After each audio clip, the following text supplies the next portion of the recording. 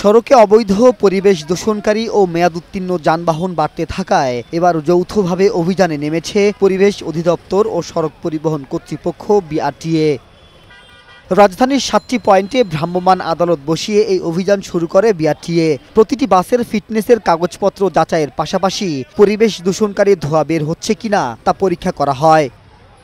রোববার রাজধানীর কল্যাণপুরে বিআরটিএর ভ্রাম্যমাণ আদালতের কার্যক্রম পরিদর্শন করেন সংস্থাটির চেয়ারম্যান আবু মমতাজ সাদউদ্দিন আহমেদ। এ সময় তিনি জানান, বাস মালিক শ্রমিকদের কোনো চাপে এই অভিযান থামানো হবে না। যারা বিআরটিএর সাথে যৌথভাবে আমরা একসাথে কাজ করছি, এই কাজ চলতে থাকবে প্রতিদিন। ফলে আমাদের এখানে যেগুলো কালো ধোঁয়া নির্গত হয় যে বাসগুলো, সেগুলোর ক্ষেত্রে আমাদের কোনো ধরনের টলারেন্স নাই, জিরো টলারেন্স।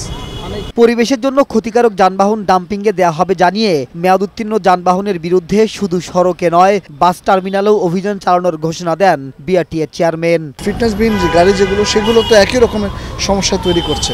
সুতরাং আমরা এই কার্যক্রমগুলোকে আরও দ্রুততার সাথে এগিয়ে নিয়ে যাব কাঙ্ক্ষিত লক্ষ্যে পৌঁছানোর জন্য। আমাদের উদ্দেশ্য একটাই, এই সড়কের শৃঙ্খলা এবং নিরাপত্তা বিধান করা।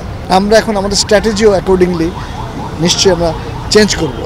সড়কে শৃঙ্খলা ফেরাতে বাস মালিক ও শ্রমিকদের পাশাপাশি সাধারণ মানুষের সচেতনতা জরুরি বলে মন্তব্য করেন বিআরটিএ চেয়ারম্যান।